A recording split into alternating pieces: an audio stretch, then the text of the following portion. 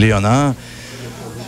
Monsieur Léonard, en fouillant dans votre biographie, je me suis aperçu qu'il y a eu comme... Moi, j'ai pas entendu ce que vous avez dit. En fouillant un peu dans votre parcours, oui. je me suis aperçu qu'il y a eu comme dans les années 60, qui a été arrêté par un accident et un autre départ. Oui. Mais est-ce que c'était complètement fini pour vous dans les années 60? Moi, dans les années 70, comme je vous le disais, j'ai pas chanté. Donc, j'avais mis une croix sur ma carrière de chanteur. J'ai été très en 67, c'est à peu près arrêté en 72, quoi. Et après, j'ai fait une carrière de journaliste dans l'aviation, spécialisé dans l'aviation russe. Et j'avais vraiment mis une croix sur le générique de la chanson. Je ne pensais pas du tout revenir là-dedans. Et puis, il se trouve que j'ai fait la rencontre d'un compositeur que je ne sais pas si vous le connaissez ici, qui s'appelle Julien Lepers. Si, on le connaît pour le jeu. Ouais. Qui est un animateur. Ouais, absolument.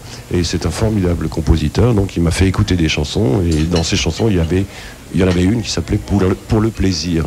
Alors que j'ai tout de suite flashé là-dessus, quoi. Je dis, ça, c'est une chanson, ça devrait logiquement être un tube. Et ça a été un tube. Donc ça a été... En fait, moi, je considère que c'est le véritable début de ma carrière, c'est avec Pour le plaisir. Est-ce qu'on le savoure plus une fois qu'on l'a perdu? On le savoure d'autant plus que quand on a enregistré Pour le plaisir et qu'on a présenté aux maisons de disques en France, ça a été refusé par tous. OK. Ah oui, ils ont tous refusé. En fait, c'est pas tellement la chanson qui refusait, c'est le fait que ce soit Herbert Léonard qui le chante. Pour eux, j'étais déjà le cheval de retour. OK. Et puis en fin de compte, la chanson a passé en radio, et puis ça fait un tube pendant 2 ans. On a vendu des disques de plaisir. Donc, c'était un petit coup de forme de revanche. Oui, c'est ça, j'allais dire, un petit coup de revanche sur l'industrie qui vous disait non, en fait. Oui. Pas sur les individus, mais sur moi-même, une revanche sur moi-même, quoi, en fait. Comment on gère le succès quand ça nous arrive enfin? C'est difficile parce que, comme j'avais arrêté de chanter pendant pratiquement 8 ou 9 ans, il a fallu que je réapprenne comment se tenir devant une caméra de télévision, comment se tenir sur scène, comment faire pour ne pas se casser la voix au bout de 3 chansons, etc., etc. Donc il a fallu que je réapprenne tout à ce moment-là. Est-ce que c'était flatteur à l'époque que les gens achètent autant de vos albums, de voir qu'enfin l'amour des gens était là? Et ils sont restés fidèles en plus. Je veux, oui, c'est très très flatteur, oui. Surtout quand le métier vous refuse et que les gens vous acceptent, quoi. C'est quand même... Dans la pause entre les deux débuts, il y a eu l'écriture, vous l'avez dit, sur l'aviation russe. Oui. Qu'est-ce qui vous a tiré là-dedans? L'aviation m'a tiré depuis toujours, quoi. Depuis tout jeune déjà. C'est pour moi le fait de collectionner des documents sur l'aviation de façon très éclectique. Faire une collection de timbres ou de papillons, quoi. Et un jour, donc, pendant les années 70, j'ai intégré une équipe rédactionnelle dans un magazine d'aviation. Et là, on m'a demandé si je voulais me spécialiser. J'ai dit oui, et je me suis rendu compte que personne écrivait sur les Russes. Okay. Alors je me suis dit, ça va être mon créneau à moi. Alors je sais qu'il y avait des rumeurs qui couraient. Ouais, il écrit sur les Russes parce qu'il colonise, etc. Ah oui. Ça n'avait rien de politique, c'était totalement apolitique, quoi. Je voulais écrire sur les Russes parce que je voulais, en écrivant sur les Russes, en apprendre moi-même que ce que je faisais apprendre aux gens, quoi.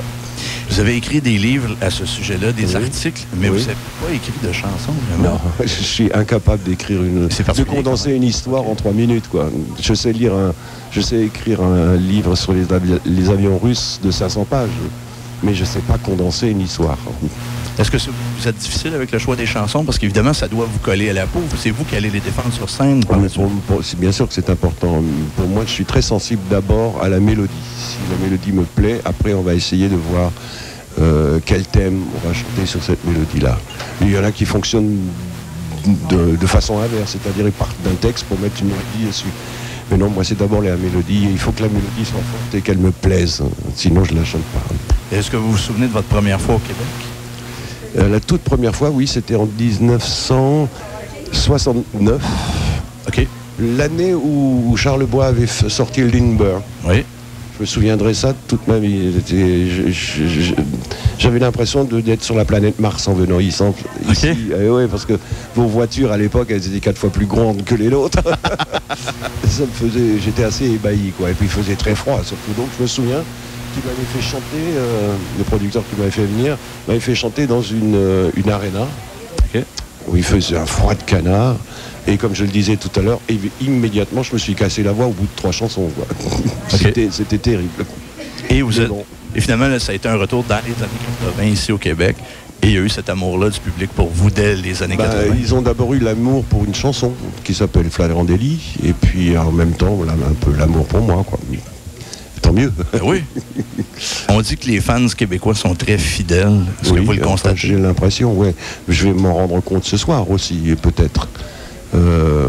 Ça fait quand même 17 ans que je ne suis pas monté sur scène au Québec, quoi. Donc on va voir ce soir, c'est sa valeur de test. Est-ce que c'est l'occasion aussi d'aller chercher peut-être un nouveau public? Le public de Michel Thorne n'est peut-être pas nécessairement celui d'Herbert Léonard. Je pense que si, parce qu'on est relativement dans le même créneau, on va dire, sauf que elle c'est au féminin et moi c'est au masculin.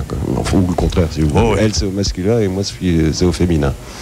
Mais non, je pense qu'on ne va pas du tout se marcher sur les pieds, si j'ose dire. Ça va être vraiment un style de chanson pendant 2 heures. La moitié, ça sera avec une voix féminine et l'autre moitié avec une voix masculine. On va aller écouter une de vos chansons souvenirs, Amoureux fou, qui était un duo à l'époque. Oui. Avec Julie, ça, Pietri. Oui. Comment ça s'était fait, cette chanson-là, à l'époque? C'est long à expliquer, mais je vais essayer d'être court. Un jour, je suis parti au Japon parce que je représentais la France au Festival international de Tokyo. Et je suis parti avec Julien Lepers et on s'est rendu compte à l'Escala Anchorage qu'il y avait un jukebox où il y avait 75 duos dedans. Sur 110, qu'il y en avait 75 qui étaient des duos. OK. Non, on s'est dit, mais pourquoi on fait duo en France?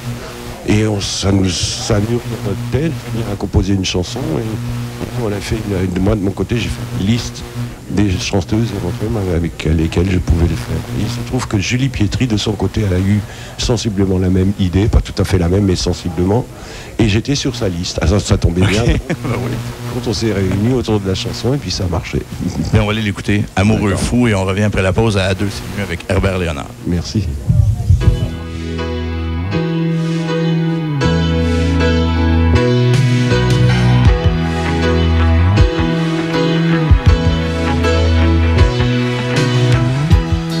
Devinez le jour qui se lève, sentir ton regard sur moi, toucher ton visage, respirer ta peau et m'abandonner contre toi. Déchiffrer tes yeux d'aquarelle, me glisser sous tes satins,